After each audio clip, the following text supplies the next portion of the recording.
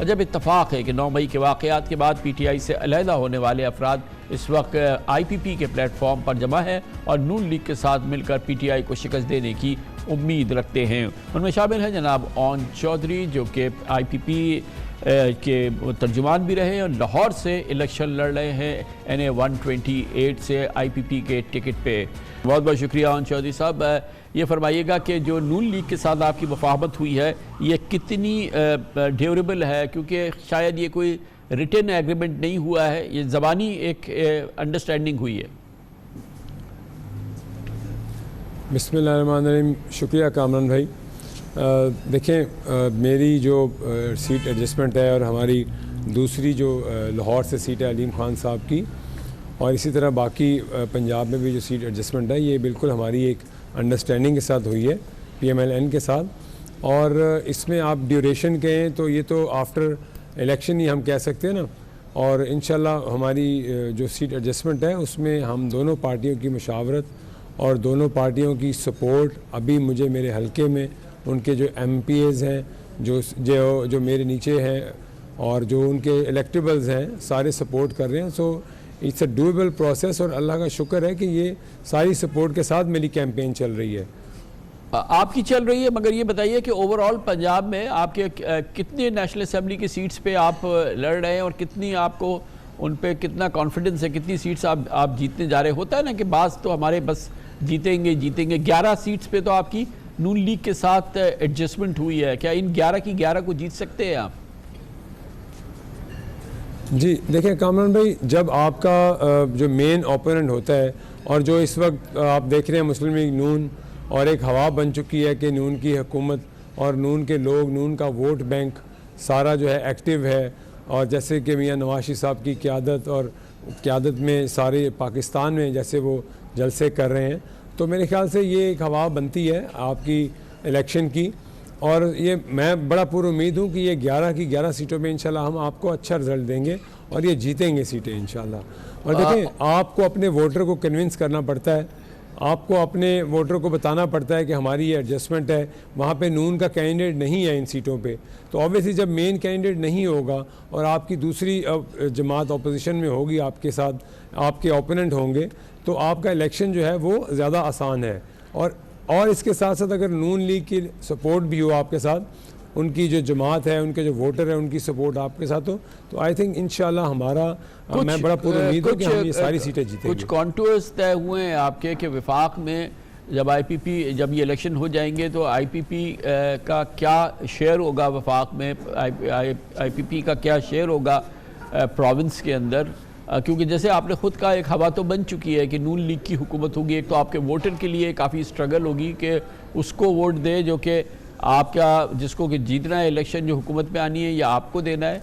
आप जैसे आपने फरमाया कि जहाँ पे एडजस्टमेंट हो गया है 7 national assembly seats, 11 provincial assembly seats, यहाँ पे शायद आपके लिए आसान हो, लेकिन फिर भी कोई जो अंडरस्टैंडिंग हुई उसमें कोई शेयरिंग की बात अभी तक तय नहीं हुई है। जी कामरान भाई, before time we can't say anything, लेकिन ये है कि जब इलेक्शन हो जाएगा इंशाल्लाह हमारा रिज़ल्ट हम देखेंगे, हमारे जो उम्मीदवार जीतेंगे, PMLN की साथ हमारी क्या अंडरस्टैंडिंग डेवलप होती है, ये तो इलेक्शन के बाद माहौल बनेगा ना जी, कि हुकूमत बनाने में हम बिल्कुल एक रोल अदा करेंगे और इनके साथ हमारा रोल होगा। हमारा जो एडजस्टमेंट है और हमारे साथ मेरे ख्याल से उनका पूरा एक ताउन है और उनकी लीडरशिप का भी। तो ये बातें तो हुकूमत के साथ जो क्या करना है, कैसे बैठना है, इलेक्शन के बाद तय होंगी। इससे पहले तो हम एक इलेक्शन लड़ रहे हैं और हमारी कुछ ऐसी सीटें भी हैं जहाँ पे एडजस्टमेंट नहीं हुई है और वहाँ पे भी हमारे लोग इलेक्शन लड़ रहे हैं। ये बातें जो होंगी कि हुकूमत कैसे बनेगी, कितनी हमारी मशावरत उसमें होगी, कैसे हम बनाएंगे, ये इलेक्शन के बाद तय होगा इंशाल्लाह। ये एक और बड़ी इम्पॉर्टेंट आपकी जो अपोजिशन है उसमें ज़ाहिर है एक जानिब पीपल्स पार्टी है, दूसरी जानिब PTI के आज़ाद उम्मीदवार हैं, तीसरी जानिब TLP है। ये कितनी फॉर्मिडेबल अपोजिशन है आपकी और नून लीग का जो इत्तेहाद है? काफ लीग भी आपके साथ नहीं है।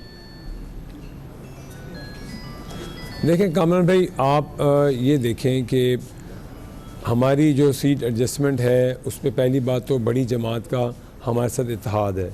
दूसरी चीज़ है, अगर आप पीपल्स पार्टी या बाकी दूसरी जमातों की बात करते हैं तो पंजाब में आपको पता है उनका कितना शेयर है, उनके कितनी वोट बैंक है। तो मेरा नहीं ख्याल, और जो तीसरी जमात की आप बात करें जो अपोजिशन में जो जिनका अपना जो कैंडिडेट है उसको यही नहीं पता, उनके 10-10 कैंडिडेट खड़े हो चुके हैं और वो सब अपने आप को ओन करते हैं कि जी हम इस जमात के हैं, हम इस जमात के हैं। तो मेरे ख्याल से ये कोई ऐसा अच्छा उनके लिए नहीं है इकदाम। हमारे लिए ये चीज़ फेवरेबल है, हम इसको बिल्कुल अपने वोट बैंक जो है हमारा इसमें बढ़ेगा, हम अपने वोटर को कन्विंस कर चुके हैं और इंशाल्लाह कर भी रहे हैं।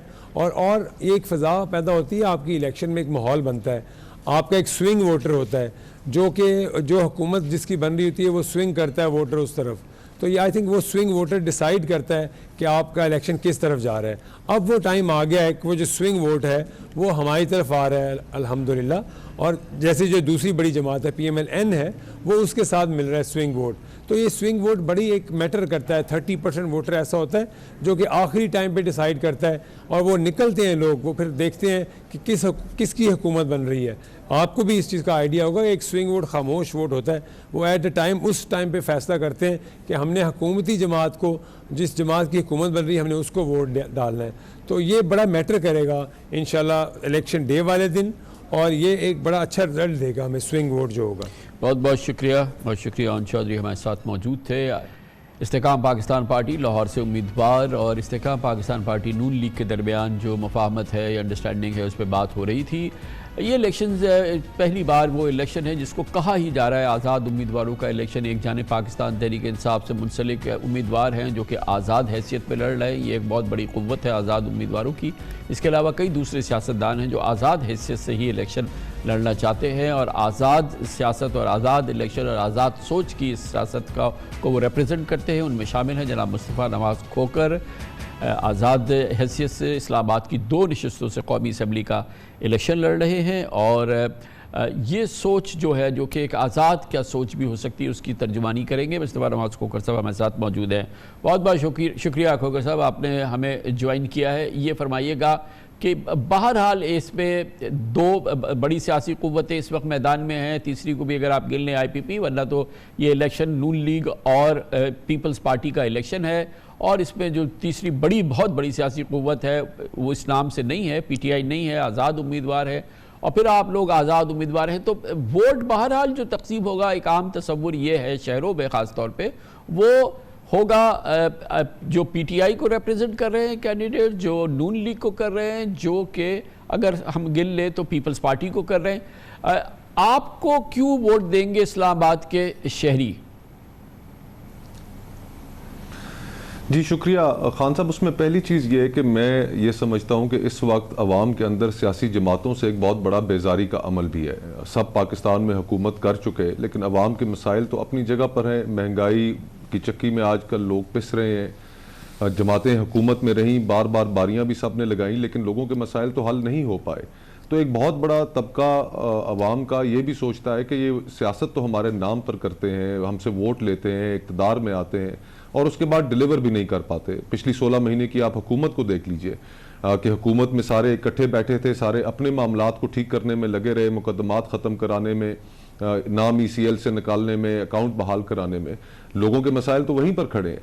तो आज जो कैफियत है लोगों में, वो एक सियासी अमल और सियासी जमातों से भी एक बहुत बड़ी बेजारी की है। उसमें अगर कोई ऐसे आज़ाद कैंडिडेट हैं जिनका अपना तशख़्ख़ुस है और जिनकी सोच बड़ी क्लियर है, मैं मुख्तलिफ औकात पर मीडिया पर अपनी सोच रखता रहता हूँ और मैं समझता हूँ कि मैं बड़ा क्लैरिटी से कुछ इश्यूज़ पर बोलता हूँ, तो लोग मेरी तरफ राग़िब होंगे इंशाअल्लाह ताला। और मुझे जो रिस्पांस मिल रहा है, अभी मैं सुन रहा था गुफ्तगू ऑन भाई की, मैं बड़ा एहतराम है उनके लिए और उनके मौक़िफ़ का एहतराम भी करता हूँ। उन्होंने स्विंग वोटर की बात की।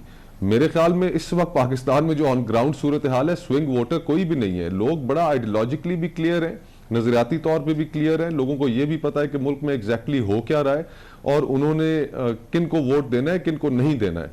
आज लोगों में बड़ी क्लैरिटी है और जो जमातें हुकूमत में रही हैं, मुझे तो उन जमातों की जानिब रुझान बहुत कम नजर आता है। और IPP हो गई, ये तो बताएं वही रोल प्ले करेंगे। और क्या आपके जैसे लोग, आपकी जैसी सोच के लोग और भी आपको नजर आए अक्रॉस पाकिस्तान जो कि इंडिपेंडेंट की हैसियत से इलेक्शन लड़ रहे हैं और ये वो इंडिपेंडेंट हो जो कि बहरहाल पीटीआई ने नॉमिनेट नहीं किए हैं?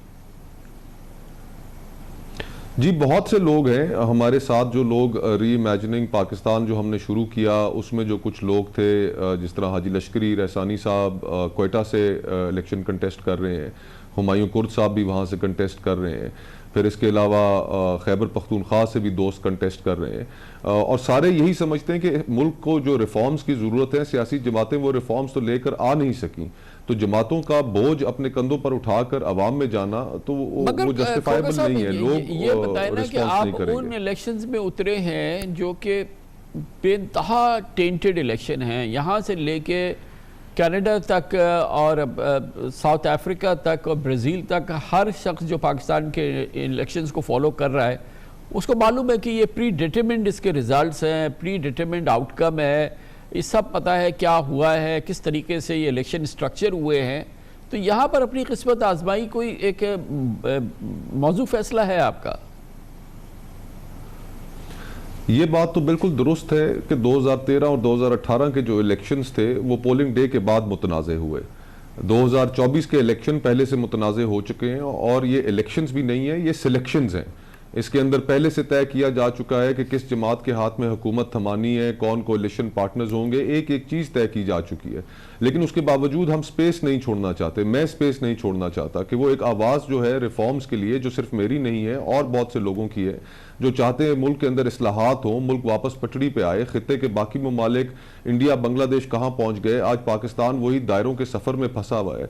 जो 2018 में मंजूर नज़र थे आज वो ज़ेर एताब हैं, जो उस वक्त ज़ेर एताब थे आज मंजूर नज़र हैं। तो ये सिलसिला बंद होना चाहिए, और पाकिस्तान ने अगर डगर पर वापस आना है तो इसको सियासी इंतशार ख़त्म करना होगा। ये इलेक्शंस एक बड़े सियासी इंतशार का पेश खेमा भी बन सकते हैं, और मैं तो हैरान हूँ कि जो जमातें सुबह शाम लोगों को जमहूरियत के भाषण देती हैं वो किस तरह इस वक्त स्टेट मशीनरी को इस्तेमाल कर रही हैं, किस तरह स्टेट मशीनरी, पुलिस थाने इस वक्त उनकी कैंपेन ऑफिसेस बने हुए हैं।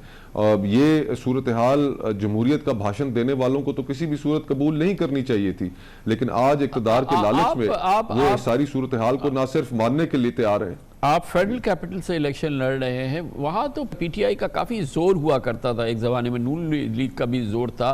ये सिटी जो है ये बड़ा आइडियोलॉजिकली, पोलिटिकली आइडियोलॉजिकली जो है मोटिवेटेड है, एक पीटीआई के साथ था और कुछ नून लीग के साथ रहा है। यहाँ आपकी गुंजाइश बनेगी? जी बिल्कुल, इससे पहले भी मैं यहाँ से कंटेस्ट कर चुका हूँ, पीपल्स पार्टी के टिकट पे कंटेस्ट कर चुका हूँ, और दोनों इलेक्शंस में पीपल्स पार्टी के टिकट पे होने के बावजूद, जो कि पंजाब के अंदर बहुत ताकत नहीं रखता था टिकट, उसके बावजूद मैंने बहुत अच्छी परफॉर्मेंस यहाँ पर की, और मैं समझता हूँ कि मेरा जो अपना लोगों के मीडिया के ज़रिए जो लोगों से एक तारुफ है, जो मेरी गुफ्तगू है, जो मेरा बैकग्राउंड है कि मैं सेनेट से मुस्तफ़ी भी हुआ, लोगों के इश्यूज़ पर बात करता हूँ, एक पॉलिटिक्स के अंदर इस्टेब्लिशमेंट के रोल के हवाले से क्लैरिटी रखता हूँ, ये बाशऊर शहरियों का शहर है, और यहाँ पर इन चीज़ों को ज़रूर पजीराई मिलेगी और मुझे मिल रही है।